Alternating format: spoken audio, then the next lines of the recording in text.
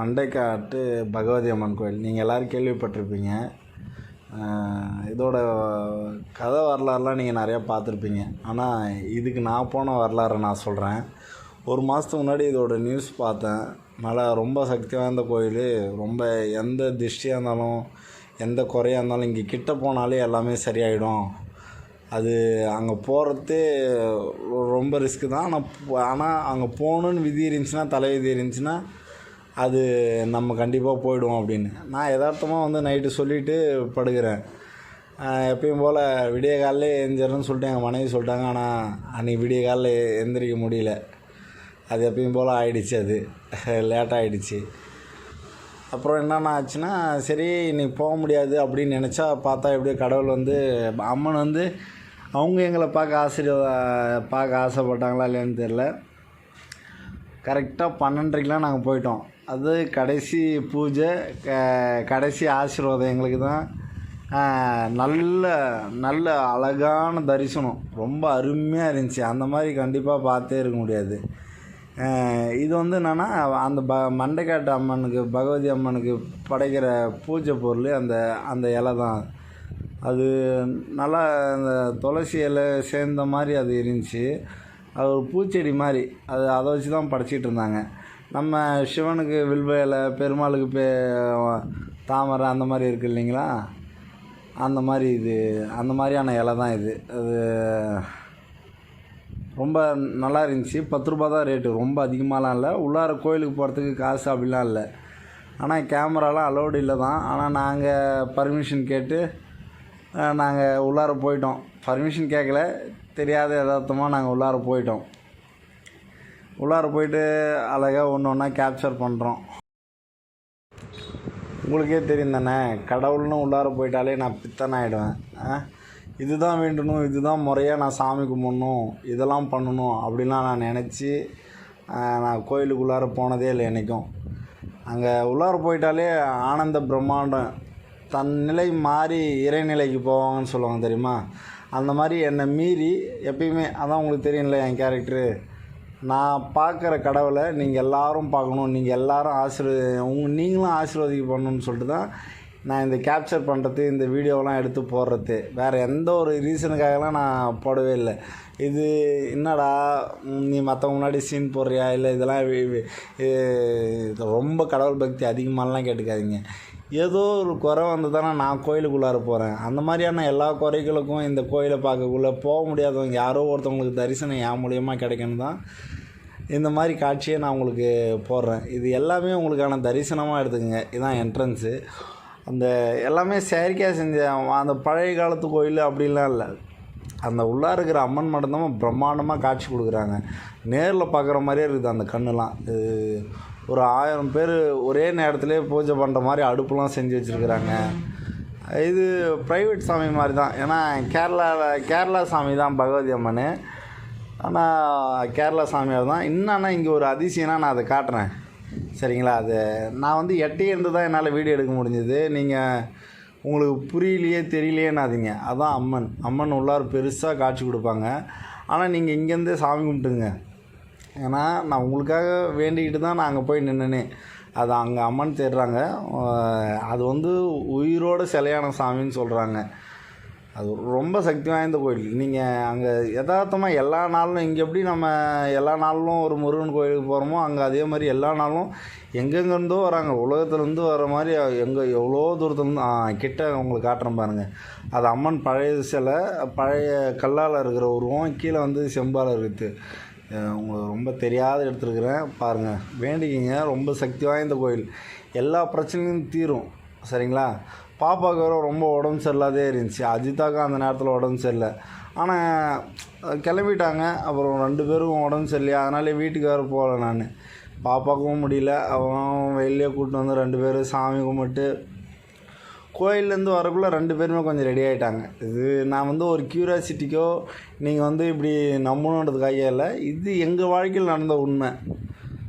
அந்தளவுக்கு ரொம்ப ப்ளசண்ட்டாக இருந்துச்சு, ரொம்ப காமாக இருந்துச்சு, ரொம்ப அழகாக இருந்துச்சு அந்த அந்த சுற்றுச்சூழலாம் அமைதியாக. ஆனால் இங்கே பாருங்கள், நான் ரொம்ப உள்ளார போகல, என்னை யாருமே கேள்வியே கேட்கல. நான் கேமராவை வெளியே தான் வச்சுக்கிட்டு நான் தெளிவாக தான் எடுத்தினேன். அவங்களுக்கு எல்லாருக்குமே தெரியும். ஆனால் என்னை பார்க்கக்குள்ள அவங்க என்ன வேணும்னு அப்படி அந்த மாதிரிலாம் வீடியோ எடுக்கிற அப்படிலாம் தெரில. கடவுளை நேசிக்கிற ஒருத்தன் வெளியே சொல்கிறான்றத நான் வேண்டிகிட்டே இருக்குள்ளே அவங்கள அந்த புரிதல் அவங்களுக்குள்ள நல்லா அந்த அண்டர்ஸ்டாண்டிங் வந்ததால் நல்லா இருந்துச்சு. அது அது அது இருக்கக்குள்ளே ஒருத்தன் ஏனே கேள்வி கேட்க மாட்டான். ஏன்னா அவங்களுக்கு கூட அந்த இறைநிலை வந்து பதில் சொல்லும். நம்ம பேசவே தேவையில்ல, நம்ம காரணமே சொல்ல தேவையில்ல எந்த ஒன்றுத்துக்கும். ரொம்ப நேரம் பேசணும்னு தப்பாக நினச்சிக்காதீங்க, மொக்க போடுறேன்னு தப்பாக நினச்சிக்காதீங்க. அமைதியாக போனால் என்னடா ஒன்றுமே இல்லைன்னு கேட்டுருவீங்கள்ல, அதனால் என் குரலை கொடுக்குறேன். என் குரலை கூட நீங்கள் கவனிக்க தேவையில்ல. அதில் நீங்கள் வேண்டுதலை வேண்டிக்கிங்க, சாமி கும்பிட்டுங்க, ஃப்ரீயாக தரிசனத்தை எடுத்துக்கங்க. நம்ம இங்கே இந்த உலகத்தில் எதுவுமே காண முடியாதா இருக்கவே கூடாது. நான் நொண்டி, எனக்கு பணம் இல்லை, என்னால் தூரமாக போக முடில அப்படிலாம் சொல்லவே கூடாது. எல்லாமே நம்ம கையில் கடவுளாக ஃபோன் கொடுத்துட்டாங்க. அதில் யாரோ ஒருத்தன் என்ன மாதிரியானவன் உங்களுக்கான உதவியாக டைரெக்டாக காட்டுறான். அது உங்களுக்கு மிகப்பெரிய ஆசீர்வாதமாக அமையும். சரிங்களா? இங்கே எப்படி ப்ரேயர் பண்ணுறாங்கன்னா நான் அதை காட்டுறேன் பாருங்கள். நில்லுங்க, அது பாருங்கள். இங்கே காலபைரவர், ஆனால் சாமி காலபைரவரே இல்லை, அவர் கால் மட்டும்தான் வச்சு படைத்தாங்க. அது சிலை இருக்குதா இல்லையான்னு தெரில. இங்கே உட்காந்துக்கிட்டோம் போல்.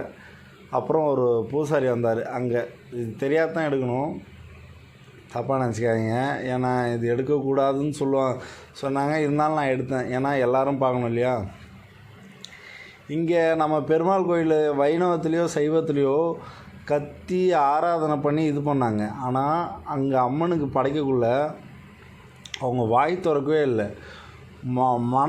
மனம் மட்டும்தான் பேசுது. அவங்க பூசாரி செய்கையாலையும் மனசாலையும் பேசுகிறாங்க, படைக்கிறாங்க, அர்ச்சனை பண்ணுறாங்க.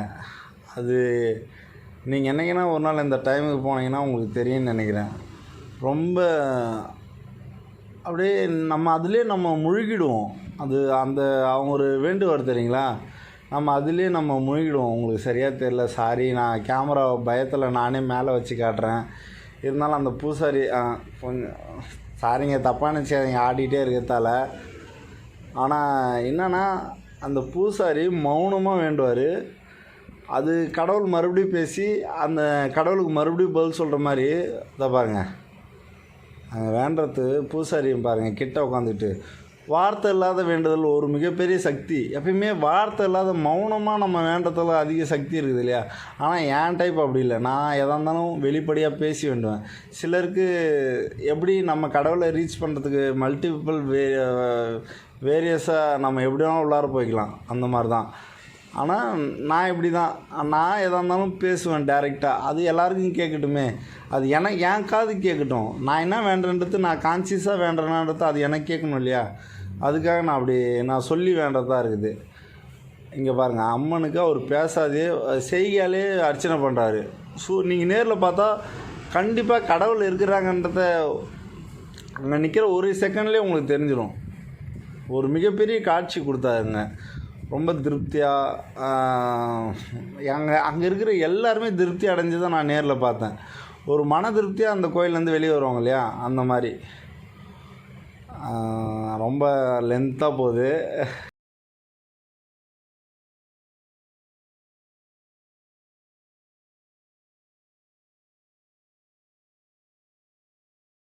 இருந்தாலும் நீங்கள் கோவப்பட மாட்டீங்கன்னு எனக்கு தெரியும். ஏன்னா இது விருப்பப்படுறவங்க தானே நீங்கள் முழுசாக பார்ப்பீங்க. அதனால் எனக்கு தெரியும். நான் போன மாதிரி என்னைக்குன்னா நீங்களும் உங்களுக்கு டைம் கிடைச்சா போங்க. நானாக உங்களுக்கு எல்லாத்துக்கும் வேண்டிட்டேன். நீங்கள் எப்பயும் எல்லோரும் நல்லா இருப்பீங்க. நான் எல்லா வேண்டுதல்லையும் என்னை சுற்றி இருக்கிறவங்க, நான் எல்லாருக்கும் எந்த வறுமையும் கஷ்டமும் இல்லாத எல்லோரும் திருப்தியாக வாழ்க்கையில் நிம்மதியாக வாழணும்.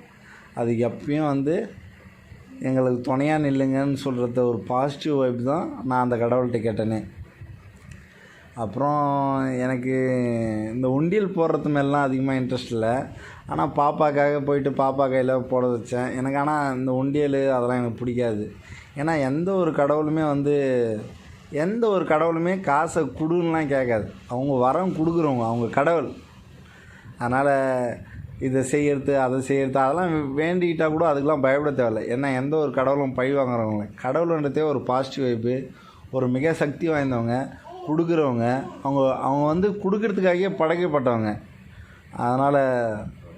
அதனால் கொடுக்குறவங்க தான் கடவுள். சரிங்களா? நீங்கள் பயப்படாதீங்க. அது ஒட்டியே கடவுள் இந்த கடல் மண்டைக்காடு கடல் அது பக்கத்தில் அங்கே சர்ச் இருக்குது பாருங்கள். சூப்பராக இருந்துச்சு இந்த பிளேஸு. நான், பாப்பா, அஜிதா எல்லாருமே சந்தோஷமாக பார்த்துட்டு நிம்மதியாக வந்தோம். ரொம்ப சந்தோஷமாக இருந்துச்சு இது எல்லாத்தையும் உங்கள்கிட்ட சொல்கிறது. ஒரு ரெக்வெஸ்ட்டு, எல்லோரும் எனக்கு சப்ஸ்கிரைப் பண்ணுங்கள். எனக்கு அது கேட்கணுன்னு தோணுது உங்கள்கிட்ட.